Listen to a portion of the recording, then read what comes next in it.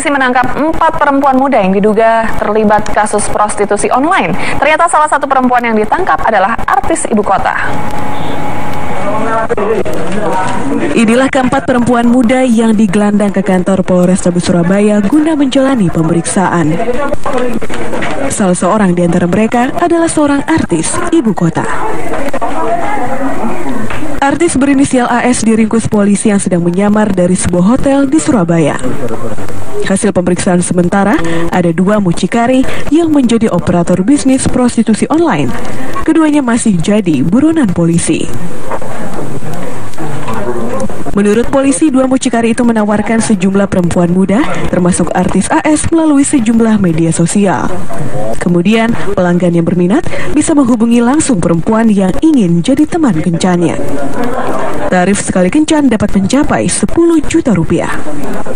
Benar, memang kita mengamankan salah satu artis yang saat ini masih dalam keadaan mabuk akibat minum narkotika, jadi masih agak susah untuk kita minta keterangan. Namun pada waktu kita menggerebek yang bersangkutan, kita tidak temukan barang bukti, baik bom maupun yang lain. Hanya setelah kita tes urin, hasilnya memang positif menggunakan amfetamin. Di sini adalah AS, ya, AS. Usia kurang lebih 23 tahun. Kepada polisi, artis AS mengaku sedang syuting di Surabaya. Namun polisi belum dapat menggali informasi lebih dalam lagi lantaran kondisi AS masih dalam keadaan mabuk akibat pengaruh narkoba. Demikian laporan Sandi Irwanto dari Surabaya, Jawa Timur. Pemirsa, hamil tega aniaya anaknya yang masih balita hingga menderita lebam di mata dan punggungnya. Walaupun sang ibu menyangkal telah menganiaya darah dagingnya sendiri, polisi telah menetapkannya sebagai tersangka. Wanita yang sedang berjalan sambil menahan sakit ini adalah SRY, ibu kandung seorang balita berinisial SJ. SRY ditetapkan sebagai tersangka karena diduga menyiksa anak kandungnya yang masih balita. Sementara SJ, gadis cilik berusia 4 tahun, terpaksa harus tinggal terpisah dengan ibu kandungnya. Kerabat SRY terpaksa mengambil SJ dari ibu kandungnya lantaran SJ kerap dianiaya ibu kandungnya yang tengah hamil. Akibat penganiayaan ibunya, mata, wajah, dan punggung gadis cilik berusia 4 tahun ini lebam-lebam. Cerita penganiayaan SJ oleh ibu kandungnya berawal ketika seorang tetangga yang mengantarkan kue ke rumah SRY melihat muka SJ sudah bengkak. Kemudian si tetangga melaporkan keadaan SJ ke RT setempat yang dilanjutkan ke polisi. Saat polisi mendatangi rumah SRY di Dusun Nusupan RT 2 RW 5 Desa Soco, Kecamatan Slogohimo, Wonogiri, Jawa Tengah, sembari menahan sakit karena kandungannya, SRY menjelaskan selama 2 tahun bersamanya, anaknya tidak pernah cedera. Kalaupun ia terpaksa mencubit, itu ia lakukan demi kebaikan anak. Misalnya ketika anaknya menerima makanan dengan tangan kiri. Sudah menetapkan ibu tersebut sebagai tersangka, di mana dari keterangan saksi-saksi maupun korban, serta hasil visum, berdasarkan itu kita sudah menetapkan ibu tersebut sebagai tersangka. Dan itu dipukul pakai apa nih? Itu kalau untuk bagian mata itu disodok dengan kayu ya, disodok dengan kayu. Akibat perbuatannya, SRY bakal dijerat Undang-Undang Nomor 23 Tahun 2004 tentang kekerasan dalam rumah tangga. Demikian Agus Sabtono melaporkan dari Wonogiri, Jawa Tengah. Kalimantan Timur, ada seorang ibu yang menjual anak gadisnya yang berumur 14 tahun ke lelaki hidung belang. Kasus ini dibongkar oleh pacar korban sendiri. Nunduk nggak apa-apa, Ciano. Adalah H, seorang ibu rumah tangga yang harus berurusan dengan aparat Polsek Sambaliung, Berau, Kalimantan Timur, karena menjual anak gadisnya AR ke lelaki hidung belang. Polisi juga meringkus Eko, si lelaki hidung belang yang membeli keperawanan AR. Kasus ini terbongkar setelah korban kepergok kekasihnya sedang menerima telepon dari lelaki lain. Saat ditanya, barulah korban mengaku dirinya pernah dijual ke lelaki hidung belang oleh ibu kandungnya sendiri pada bulan Juli lalu.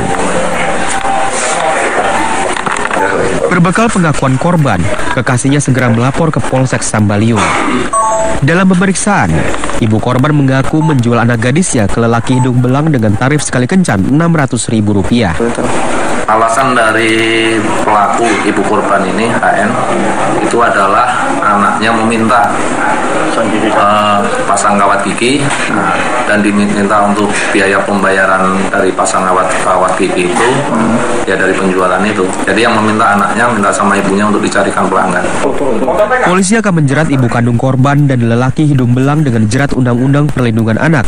Ancaman hukuman 15 tahun penjara sudah menanti mereka di pengadilan nanti. Demikian laporan Muhammad Tahir dan Sarno dari Berau, Kalimantan Timur. Tetangga asal Mampang Perapatan, Jakarta Selatan tertipu membeli tokek seharga Rp20 juta yang diyakini memiliki khasiat mujarab yang bisa mengobati penyakit suaminya. Sumaria Aprianti, 33 tahun, tak dapat berbuat banyak setelah sadar dirinya tertipu tabib gadungan di Polsek Pataruman, Banjar, Jawa Barat. Ibu rumah tangga beranak 3 itu mencari keadilan.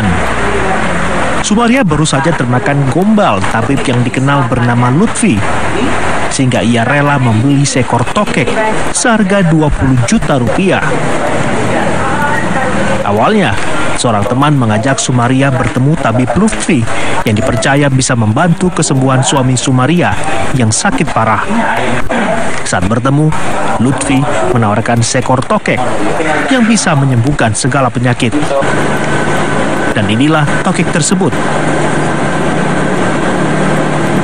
Sementara demi kesembuhan suaminya, wanita asal Mampang Perapatan, Jakarta Selatan itu rela menempuh segala cara semampunya. Lantaran percaya, Sumaria akhirnya membeli dan transaksi berlangsung di Batu Lawang, Banjar, Jawa Barat. Belum berangkat ke rumah untuk melihat yang katanya reptil tadi, si korban dimintai uang sebesar 20 juta untuk tanda keseriusan membeli tokek tersebut. Selain keterangan Sumaria, polisi menghimpun segala petunjuk untuk melacak keberadaan tabib gadungan yang bernama Lutfi tersebut. Hingga kini, pengejaran polisi belum membuahkan hasil. Demikian laporan tim liputan Topik. Resmi bergabung ke koalisi partai pendukung pemerintah, pengurus Partai Amanat Nasional atau PAN menemui petinggi koalisi Merah Putih. Lalu bagaimana sikap Ketua Dewan Pembina Partai Gerindra Pak Prabowo Subianto? Berikut topiknya. Ketua Umum Partai Amanat Nasional Zulkifli Hasan bertemu dengan petinggi koalisi Merah Putih, antara lain Ketua Dewan Pembina Partai Gerindra Prabowo Subianto, Ketua Umum Partai Golkar Abu Rizal Bakri, dan mantan Presiden PKS Anies Mata. Yang paling penting bagi kita, ya, PAN berharap dengan bergabungnya PAN ke pemerintah itu, kita berharap ada sinyal positif bagi pelaku usaha, bagi anak negeri ini, ya, sehingga mudah-mudahan dengan dukungan teman-teman juga KMPT mendukung terus di pemerintah, mudah-mudahan seberat sesulit apapun yang dihadapi bangsa ini bisa kita atasi bersama-sama. Lalu bagaimana sikap petinggi koalisi Merah Putih? Menghormati keputusan kawan-kawan di PAN, ya. Dan juga kita juga tadi bicara dari hati ke hati, dan kita tegaskan juga sikap sahabat-sahabat teman-teman di dalam KMP bahwa kita merasa bahwa untuk menjalankan suatu demokrasi yang baik, demokrasi yang kuat, butuh check and balance, jadi butuh suatu imbangan demi kebaikan bangsa dan rakyat. Sementara Ketua Umum Partai Golkar Abu Rizal Bakri menegaskan, PAN masih tetap bersama koalisi Merah Putih. Di Sleman, Yogyakarta, Ketua Majelis Pertimbangan Pusat PAN Amin Rais mengingatkan, langkah PAN jangan hanya untuk tujuan jangka pendek semata, tapi juga harus menjadi titik awal menuju koalisi yang lebih besar lagi. Nah, terus terang kita masih menunggu, saya terutama masih menunggu perkembangan dalam beberapa hari ini.